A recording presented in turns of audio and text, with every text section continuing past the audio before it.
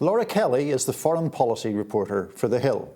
In that capacity, she has written extensively about the Ukraine war, including taking a reporting trip to Ukraine after that war had been going on for approximately 6 months.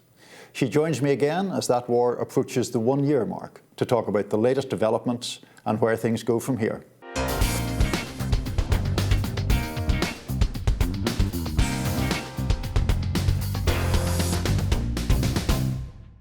Laura, welcome. Thank you so much. Good to have you back. So let's get straight to the big picture. Who is winning this war right now? How do you assess the general state of play on the battlefield? Well, I think President Biden has said that Putin has lost the war, and it's a common refrain among Ukraine supporters and lawmakers that Putin has already lost because his initial goal was to go in and decapitate the government in Kyiv, and he wanted to assassinate Zelensky, and he didn't do that. And Zelensky is now, we are seeing, leaving Ukraine to travel around the world to show his friendship and partnership with the U.S. when he came to Congress, so when he came to Washington, and when he was recently in the U.K. and in France. So in the court of public opinion, in the history, Russia has not won. I guess it depends on how Ukraine will survive from this war. The Ukrainians are preparing for an offensive. People are saying that it's going to happen in the spring, but of course they're going to want to have some sort of element of surprise. There's concern that Russia's going to launch a renewed offensive on Ukraine, and so it'll just be a lot more bloody fighting. The weeks and months of the war, there was certainly that fear, I suppose, from most Americans being pro-Ukraine or at least anti-Russia, that Russia was just going to roll to victory, and then that didn't happen. But then there had been, at least at times, the idea that maybe Russia over time would wear the Ukrainians down, that there would be this kind of attritional assault that would ultimately result in a Russian victory. Have the chances of that receded? I think it's still not entirely clear. The Ukrainians are doing a lot to bolster their defenses to withstand this Russian assault. Russia changed tactics in about October when it acquired these Iranian explosive drones, the so-called suicide drones, and they started attacking Ukrainian infrastructure and depriving them of electricity, heat, water, trying to make it really difficult for them to live. And in October, this is coming right before the winter, freezing in Ukraine, and on top of hitting the infrastructure, they're also hitting civilian sites. So all of a sudden, residents in Kyiv were under assault in a way that they had not been since the beginning of the war, which if when those suicide drones first started targeting Kyiv, one of the places it hit was this park, and I had gone for a run in that park when I was there in August.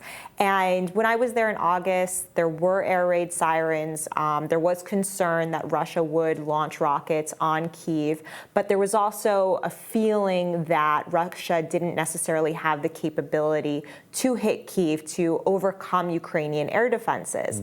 But with these drones, they were able to combine that with their rockets, overload the air defense systems, and that's whatever few rockets or few suicide drones went through caused an immense damage. So that's taking a big toll on the population, and the U.S. and other countries have proposed air defenses, they've promised air defenses, and that's great. The Ukrainians were very happy for them, but it takes time for those to get put into place. So the public is getting worn down. But I think what we see is that morale among Ukrainians is still really high, and especially as they prepare for this offensive. The Iranian so-called suicide drones, what actually do they do, or what does that name allude to? Okay, I'm not a total expert on drones, right. But it's an unmanned aerial vehicle, and from what I can gather, they're a bit big. They're a bit slow moving, so they come in swarms, maybe hover around their target, and then just crash into it. And explode. Yes. And the Russians did not previously have that kind of capability prior to getting these from Iran. What the Biden administration has said is that it was a new transfer of weapons to Russia that came, I guess, just ahead of October, and then was put into effect since October. Okay. Now, obviously, Putin has invested an enormous amount of his sort of domestic credibility in this war, and it's very important to him that it reaches, from his perspective, a successful conclusion, which it clearly has not done yet. And you mentioned the rebuffing of the original Russian advance and all of that. How real are the fears of Putin ramping this up in some new way? And if that's a plausible fear, what would that look like?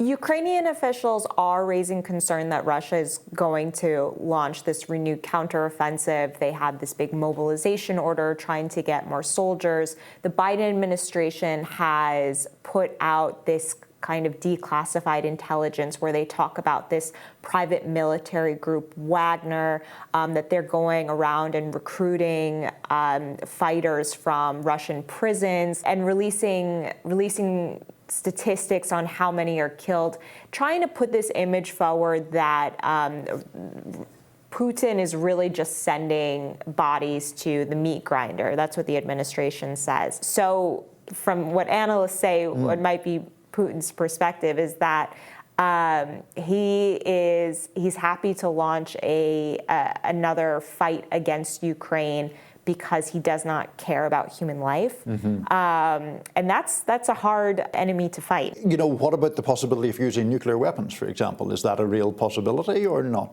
really, in your opinion?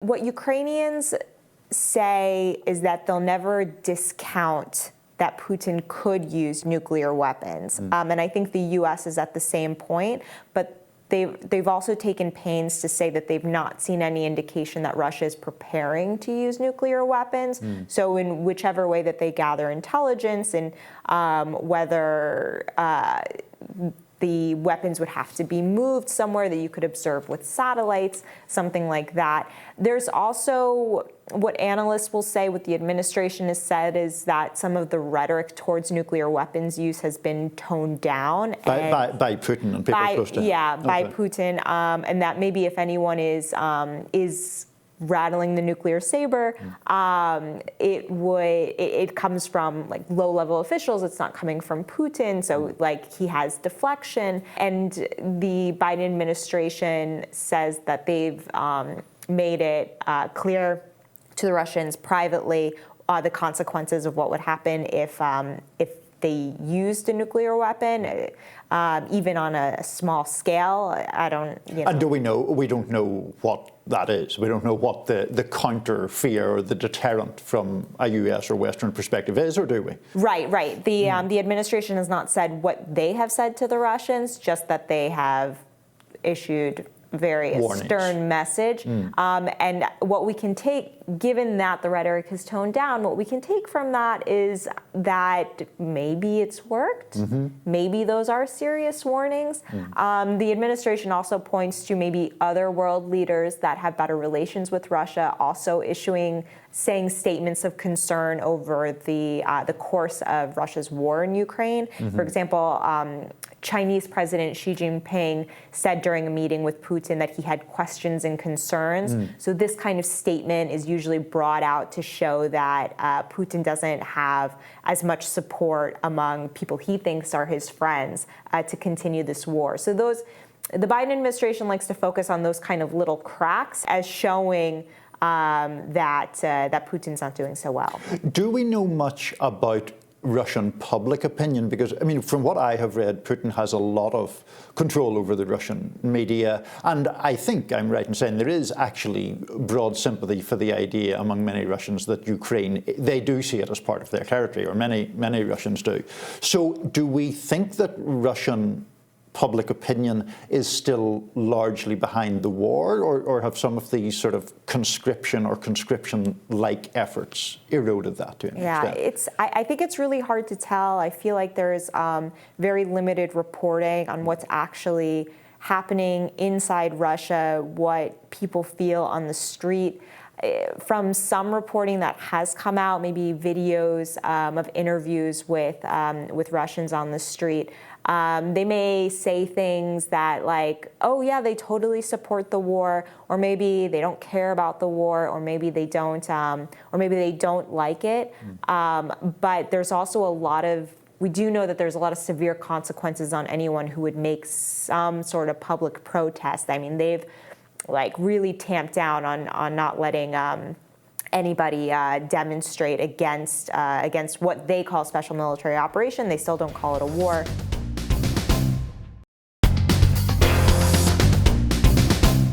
I was reaching out to some of my Ukrainian contacts recently to ask if they knew anyone I could speak with, because some of them have family members that are in Russia. They said that they don't even really talk about with their Russian family members what's happening if they want to preserve the relationship with their family. Others, I mean, when I was there in August and talking with some people who had family members, those relationships were just severed because the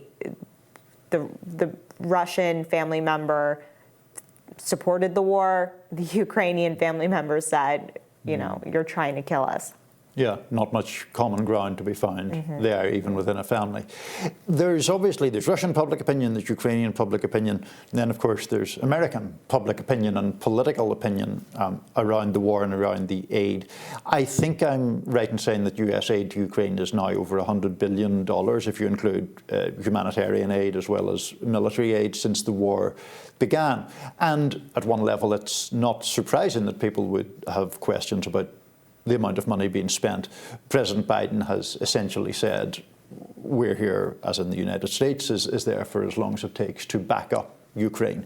Do you see any prospect of American backing of Ukraine weakening now that we do have a divided Congress, and more of the skepticism, as far as I can see, seems to be on the Republican side? I think what always the concern is that the longer the war goes on, and in particular at the scale where Ukraine is asking for a lot of these heavy weapons, there's so many things that could fall apart. There could be less resources just to provide to Ukraine. There could be less resolve among the U.S., among allies and partners. We saw with the decision to send the tanks to Ukraine that it really took a big consultation between the U.S. and Germany, like before Germany went ahead and said, we'll give the tanks. Can I just briefly interrupt you there? Because am I right in understanding that Germany essentially felt it needed cover from the U.S., that they needed the U.S. to agree to give the Abrams tanks before Germany felt safe providing their tanks? Well, actually, yes. I think Germany did say that they wanted everyone to move together. And the implication of that was, don't have us go out there in the cold sending tanks to Ukraine so Putin can say, look at Germany, look at what they're doing. Not every country feels the way that Germany does, but some analysts have pointed out to me that it was kind of the same decision around that the way the US reacted when Poland was saying over this debate about whether to send fighter jets to Ukraine. This was like way early in the beginning of the war. Poland was going to transfer planes to Ukraine and wanted to use a U.S. military base, and then the administration said, "That's a step too far for us," and it never happened. And so people took the signal of the U.S. joining up with Germany to send the tanks to Ukraine, that maybe we've changed the paradigm, maybe we're moving in this direction where they feel a bit more comfortable to make these decisions together, and that the decisions will come faster. And so in looking at American support, generally what the polls say is that Americans supporting Ukraine and providing assistance to Ukraine remains high, but it is slipping a little bit, and it's slipping more among Republicans. And overall in Congress, Republicans the majority of Republicans are supportive of assistance to Ukraine. I know we're tired of being involved in conflicts outside of our country, but everything we hold near and dear as a country is at stake. The goal now is to be with Ukraine until every last Russian soldier is evicted from Ukrainian soil. They may be a little bit more vocal. The ones who are supportive may start to become a bit more vocal that they need oversight, that they need to really scrutinize what is happening with the weapons, what is happening with the money. But we're hearing some of that from Democrats too. But I guess everybody's in a good place right now. In relation to the skeptics, primarily on the Republican side, I noticed that Congressman Matt Gaetz is one of the most vocal, I would say, opponents or critics of aid proceeding at the level that it is. And I mean, Gaetz is himself such a divisive figure that I think sometimes his opinions get filtered through whatever people think of Matt Gaetz, generally speaking. But I noticed just in the past, in the recent past, he was asking, is there any limit? Which billionth dollar really kicks in the door? Which red line will we set that we will not later cross? Those kinds of arguments, are those gaining any traction in Republican circles, or do you think that's still quite a defined and confined minority, even in the GOP? It feels like at the moment it's still a minority, but again, as the war goes on and other things happen in the world, like with this devastating earthquake that happened in Turkey and Syria, I mean, we don't know what the implications of that are going to be on Russia's war in Ukraine. Whether there's not enough, whether it puts more of a strain on resources, and what position that's going to put different countries in that already support Ukraine. So we may hear more voices and voices getting louder. But I mean, President Biden also has 2 years left, and he said that the U.S. will stand with Ukraine as long as it takes, or as long as it takes for the Biden administration to stay in office. Right. Could go either way. To that point and that argument that Biden makes, I guess the criticism or the counter argument that I hear is, if the United States, with all its military power and economic power, says we will stick with Ukraine as long as it takes, that then removes any incentive for Ukraine to make potentially painful concessions in order to make peace, and that the danger then is that it extends the war in perpetuity. Is that a plausible argument? From what I understand of the situation, it was reported that the Biden administration pushed for President Zelensky to at least acknowledge in public remarks that he looks to negotiations with Russia to inevitably bring the war to a conclusion. Not necessarily saying to push Zelensky to the negotiating table to end the war, but at least show that he has the moral argument on his side because he's open to negotiations. What Ukrainians tell me and Ukrainian supporters in Washington say that Ukrainian public opinion is so high for Ukraine to reclaim all of its territory from Russia. So where this stands at the moment is the territory that Russia has incurred into since February 24th, but also since 2014 when it went into the east of Ukraine and when it took the Crimean Peninsula. And if President Zelensky were at this point in time say, okay, we're going to cede some territory, he may get booted out of office because public backlash would be so great. So it's kind of a balancing of these scales of looking for where are the opportunities to end this sooner rather than later, but also not risk a crisis in Ukraine, I guess. So what, in broad terms, if Ukrainian public opinion is opposed to ceding any territory, and Putin is still pressing on and shows no sign of backing off. In broad terms, what does the road to peace look like, or what even does an eventual peace treaty look like? From what I can understand, and these are my conversations with analysts who are watching kind of the battlefield, is that as Ukraine prepares itself for this renewed counteroffensive, maybe sometime in the spring, is to push Russia back from as much territory as possible.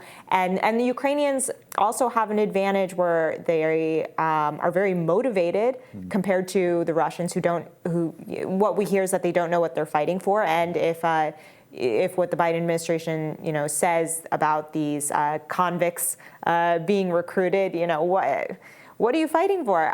So they could push into a territory and the Russians could just drop their weapons and leave, like they did in the city of Kherson. So first thing will be to claim as much territory as possible. What the Ukrainians really want to do is have enough weapons that they can begin to threaten Russian military positions in the Crimean Peninsula. Ukrainian President Zelensky has talked about wanting to reclaim Crimea. It's a tall order, and so some analysts say that even just showing the Russians that they can target them there, that this will give Zelensky a stronger hand at a potential negotiating table. But we can't really tell what, even in general terms, the time scale for that. I mean, for that scenario being arrived at would be. It's not imminent as far as we know, right? Well, I never want to make any predictions. When I was in Ukraine in August, I had an interview with Mikhail Podolyak, an advisor to President Zelensky, and I interviewed him on the day that President Biden announced $3.5 billion in military assistance. And I said, "What can you do with this $3.5 billion?" And he said, "We can launch the counteroffensive, the first counteroffensive that they did." At that point, they had just been holding the line against the Russians. And I said, okay, and I wrote that story, and then I left Ukraine, and then 2 weeks later, they launched the counteroffensive. With the one-year anniversary, we're likely to see a new sanctions package announced between the U.S. and other countries that support Ukraine as both a practical and symbolic show of commitment. And probably we'll have another weapons package announced, again, to just show how strong the unity is behind Ukraine. And you mentioned your trip there in August, which obviously was very insightful, and you brought a lot of those insights back. Any plans to return? I would definitely love to go back. Being reminded and being on the ground and talking to people. Now people are suffering with intermittent electricity. What are those conditions like, on top of the fear of you never know when an apartment building might actually be hit by a rocket or a drone or something like that. So I think the situation for people is really dire, but at the same time, when I talk to the people that I met when I was there and I say, how is your day to day, they're soldiering on. They're just, pushing through. They say, okay, they've rationed electricity, so we don't have it at night. Sometimes we don't have cell phone service because of the electricity goes out, but you just deal with it. Sure. Well, thank you for your reporting. Thanks for joining me. Our viewers can read more of Laura's reporting, of course, on thehill.com, not just about the Ukraine war, but about foreign policy generally speaking. And we hope you've enjoyed this conversation. And Laura, thanks for joining me. Thank you for having me. Take care.